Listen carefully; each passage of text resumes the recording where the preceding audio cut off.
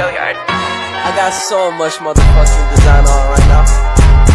Break it down, bring it back, make it clap. I got 3 old thoughts, new block, where that day. Bitches on my line, and you know.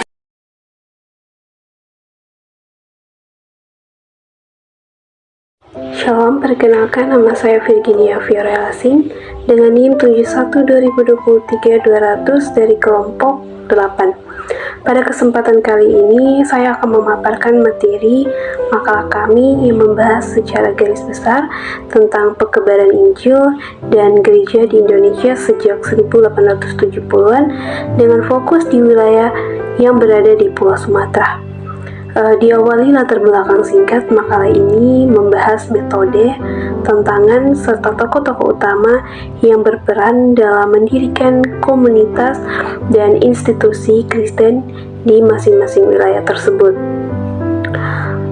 Dari sejarah gereja dan pekebaran Injil di Sumatera Utara, khususnya pada abad ke-19 dan awal abad ke-20, mencerminkan dinamika yang kompleks serta perjalanan penginjilan dan perkembangan gereja Kristen di wilayah tersebut. Pekebaran awal Injil di Sumatera Utara dimulai pada abad ke-19 dengan berbagai upaya, misi dari berbagai denominasi seperti Baptis Inggris dan RMD. Meskipun diawali dengan tantangan pekebaran Injil, pekebaran Injil berhasil menembus berbagai hambatan politik dan sosial. Perkembangan gereja, meskipun awalnya jumlah orang Kristen Batak relatif kecil, perkembangan gereja Kristen, terutama Huria Kristen Batak Protestan atau HKBP, mengalami pertumbuhan yang signifikan. Pada awalnya, para misionaris mengambil peran utama dalam kepemimpinan gereja. Namun seiring berjalannya waktu, orang Batak mulai mengambil peran yang lebih aktif dalam kepemimpinan mereka sendiri. Perubahan politik dan sosial, terutama setelah Perang Dunia Pertama, memunculkan perpecahan dan perlawanan terhadap kepemimpinan misionaris. Hal ini tercermin dalam pendirian HKBP pada tahun 1930 sebagai hasil dari perlawanan terhadap kepemimpinan RMG. Konflik internal dalam HKBP juga mencerminkan tantangan dalam mempertahankan integritas gereja dan menyelesaikan perbedaan pandangan. Meskipun upaya penyebaran Injil terhambat oleh tantangan politik dan budaya seperti perang antara kampung dan penolakan terhadap ajaran yang dianggap bertentangan dengan tradisi suku, tetapi melalui kerja keras misionaris seperti Nom Mensen, jumlah orang Kristen Batak meningkat secara signifikan dalam beberapa dekade.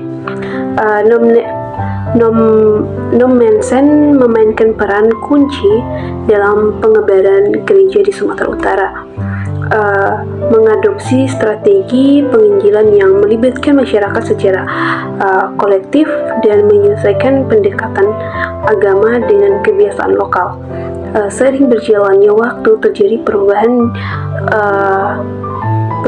dalam dinamika kepemimpinan gereja dengan orang Batak mulai mengambil peran yang lebih dominan, meskipun masih ada perlawanan terhadap pengaruh misionaris asing. Penggalian budaya lokal terhadap upaya untuk menggali budaya lokal dalam konteks penginjilan, namun juga terdapat perlawanan terhadap unsur-unsur adat dianggap bertentangan dengan ajaran Kristen. Penghormatan terhadap budaya lokal juga sekaligus penolakan terhadap praktik-praktik dianggap tidak sesuai dengan nilai-nilai Kristen menjadi bagian dari dinamika pekebaran Injil di wilayah tersebut. Pengembangan infrastruktur dan pendidikan misionaris tidak hanya berfokus pada aspek agama, tetapi juga memberikan bantuan dalam bidang pendidikan, kesehatan, dan perdayaan pemberdayaan ekonomi. Mereka mendirikan sekolah, memberikan pengobatan, bahkan membantu dalam membebaskan budak, serta memberikan bantuan keuangan dengan bunga rendah. Dengan demikian, perjalanan pekabaran Injil di Sumatera Utara merupakan cerminan dari kompleksitas interaksi antara agama, budaya, politik, dan sosial dalam proses pembentukan dan perkembangan gereja Kristen di wilayah tersebut.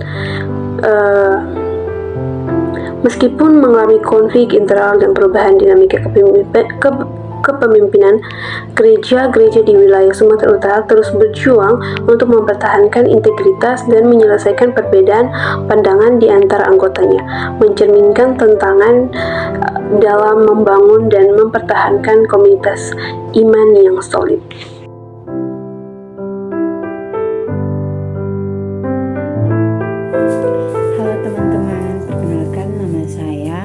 Tirsa Angelika Rambu Bangi Bangar dengan NIM 71-2023. Pada saat ini, saya akan menjelaskan tentang pekabaran Injil dan gereja di Nias dan pulau-pulau lain lepas pantai samudra pada tahun 1865 sampai dengan sekarang. Sejarah pekabaran Injil di Nias merupakan sebuah perjalanan yang penuh dengan tantangan dan perjuangan yang dimulai pada abad ke-19 ketika para misionaris Kristen pertama kali memasuki pulau tersebut. Pada awal pekabaran Injil di Nias dihadapi dengan resistensi yang kuat dari masyarakat setempat yang masih memegang teguh kepercayaan dan adat istiadat tradisional mereka.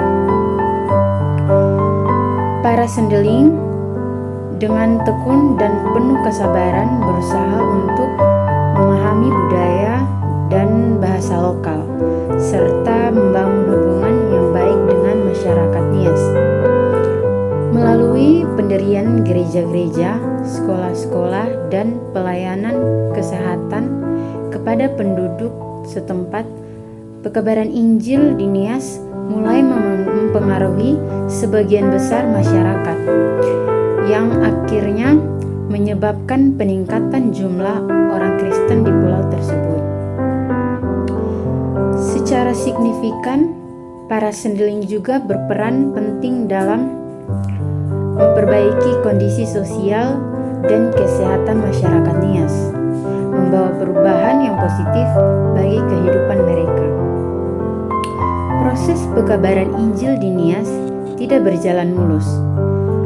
Tantangan seperti penyalahgunaan minuman keras, masalah perkawinan, dan kurangnya dukungan finansial dari jemaat menjadi hambatan dalam memperkuat gereja di Nias.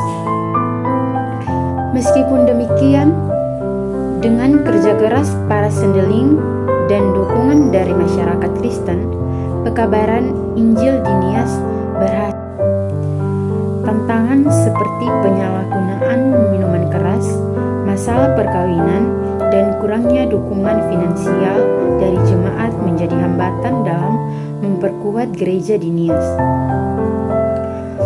Meskipun demikian, dengan kerja keras para sendeling dan dukungan dari masyarakat Kristen, pekabaran Injil di Nias berhasil membawa perubahan sosial dan spiritual yang signifikan bagi penduduk pulau tersebut.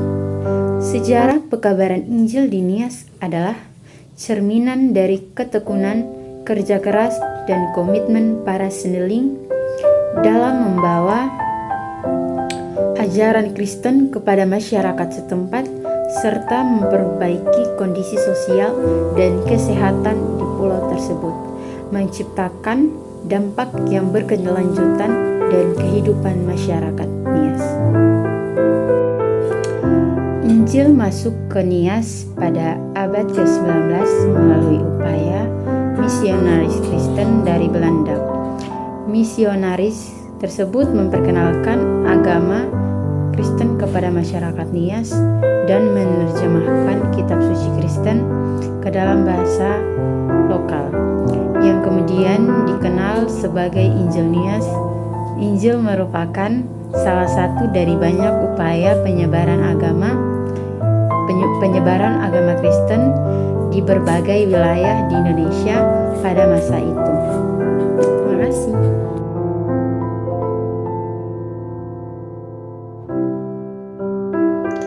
Baik, perkenalkan, nama saya Mirna Iventri BS dengan NIM 71 2023 227. Di sini saya akan membahas materi mengenai pekabaran Injil non-RMG dan gereja-gereja yang tumbuh darinya di Sumatera Utara.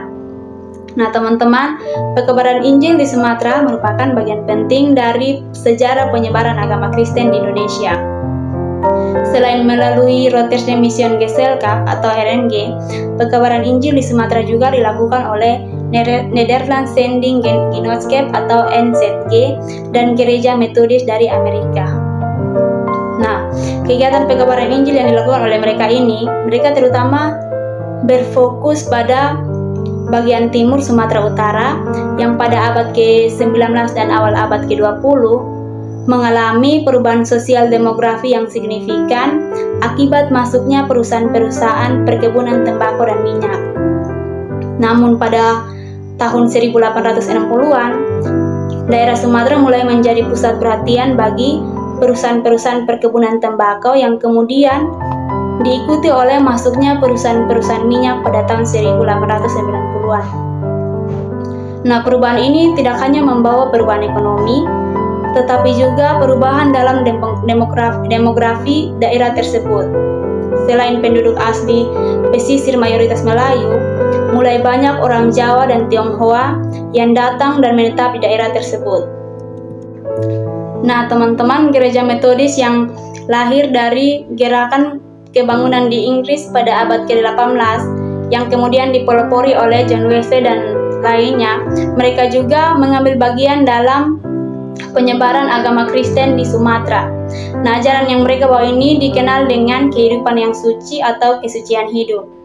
Kemudian mereka ini menyebarkan agama Kristen di bagian timur Sumatera Utara sebagai bagian dari upaya pekabaran Injil yang lebih luas di Indonesia. Dengan demikian, pekabaran Injil di Sumatera tidak hanya dilakukan oleh RMG tetapi juga melalui NZG dan Gereja Metodis dari Amerika. Kehadiran mereka di bagian timur Sumatera Utara memberikan kontribusi penting dalam penyebaran ajaran Kristen di daerah tersebut, membawa perubahan sosial dan spiritual bagi masyarakat yang tinggal di sana.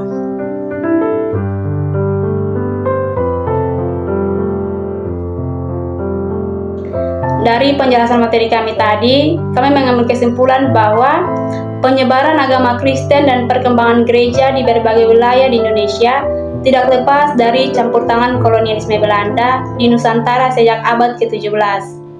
Kedatangan pedagang, misionaris, dan tentara Belanda membawa pengaruh kekristenan Barat yang coba disebarkan dari pusat-pusat kedudukan mereka di berbagai kota. Strategi penyebaran kekristenan ini dilakukan baik secara halus melalui pendirian sekolah dan lembaga pendidikan Kristen maupun cara-cara lain seperti pembagian Alkitab dan penginjilan langsung kepada penduduk pribumi. Namun demikian, metode ini sering mendapat tantangan dan penolakan dari penganut kepercayaan asli dan agama mayoritas seperti Islam, terutama di Jawa. Situasi ini sempat memicu konflik antar kelompok masyarakat maupun antara misionaris Kristen dengan penguasa kolonial sendiri. Nah, sejarah pekebaran Injil dan gereja Kristen di Indonesia juga tidak terlepas dari budaya yang dimiliki oleh masing-masing daerah. Hal ini juga menjadi salah satu tantangan bagi para misionaris dalam pekerjaan mereka menyebarkan Injil dan kekristenan di Indonesia. Meskipun kekristenan dibawa oleh bangsa asing, masyarakat Indonesia tetap mempertahankan budaya dan agama yang dimiliki, sehingga dalam sejarah pekebaran Injil tidak bisa terlepas dari budaya masing-masing daerah. Meski terhambat, kekristenan yang terus masuk mulai diterima oleh sebagian masyarakat Nusantara. Pemahaman keagamaan yang bertumbuh secara turun-temurun inilah yang kemudian melahirkan gereja-gereja dan denominasi Kristen pribumi. Sekian dan terima kasih.